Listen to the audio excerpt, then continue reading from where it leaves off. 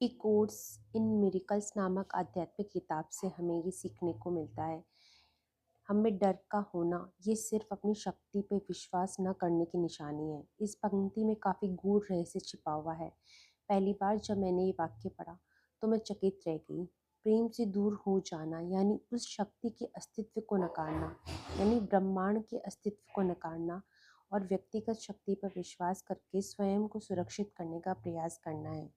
जिस क्षण हम ब्रह्मांड से अपना रिश्ता तोड़ते हैं, उसी क्षण हम सुरक्षा की भावना, ब्रह्मांड से मिलने वाला मार्गदर्शन से भी अपना संबंध तोड़ लेते हैं। लेकिन जब आप पुनः ब्रह्मांड से संबंध जोड़ते हैं और सिर्फ अपने स्वयं की शक्ति पर निर्भर रहना छोड़ते हैं, तो वो ब्रह्मांड आपका पुनः मार्गदर्शन करना शुरू करता है। जहाँ ब्रह्मांड से प्रेम होता है, वहाँ चिंता और डर के लिए कोई स्थान नहीं होता है। ब्रह्मांड की ऊर्जा से एकरूप होना ठीक उसी नृत्य की तरह होता है जहाँ हम स्वयं को भूल जाते हैं। हमारे पैर संगीत की ताल पर समर्पित भाव से अपने आप ही थिरकने लगते हैं। इसी प्रकार जब हम उस ऊर्जा से ब्रह्मांड के एक रूप होकर नृत्य करने लगते हैं, तब हमारा जीवन सरल हो जाता है।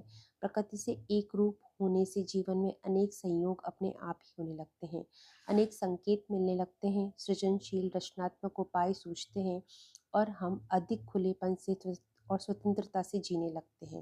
ब्रह्मांड से पुनः जुड़ने से क्या होता है, इसका सबसे अच्छा उदाहरण मेरी सहेली कार्ला का है।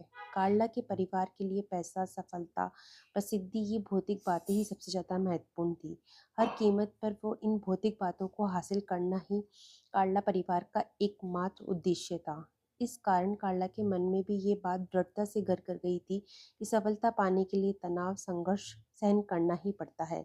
सफलता के लिए भागदौड़ करनी ही पड़ती है। कार्ला ने 10 सालों के कड़े संघर्ष से अपने कैरियर बनाया। उसे लगता था कि ज़्यादा मेहनत करने से सुरक्षा, सफलता, आनंद मिलेगा।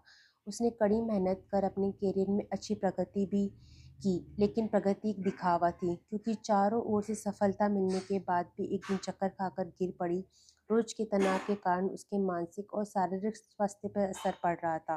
उसे तुरंत ही अस्पताल में भर्ती कराया गया। इसके बाद उसे सख्ती से अवकाश लेना पड़ा। एक क्षण में ही सब कुछ बदल गया। इस अवकाश के दौरान ऐसा कुछ हुआ कि कार्ला का संपूर्ण जीवन ही बदल गया। एक दिन सुबह उठकर वह अपने बिस्तर पर बैठी थी। अचानक उसे अपनी दीदी की सिखाई प्रार्थना याद आई, और वो सेंट फ्रांसिस ऑफ असीसी की प्रार्थना थी। हे प्रभु, मुझे अपनी शांति का माध्यम बनाओ।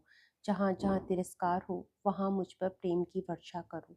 जहाँ जहाँ कुछ गलती हो, वहाँ वहाँ मुझे क्षमाशीलता का वरदान दो। जहाँ जहाँ मतभेद हो, वहाँ वहाँ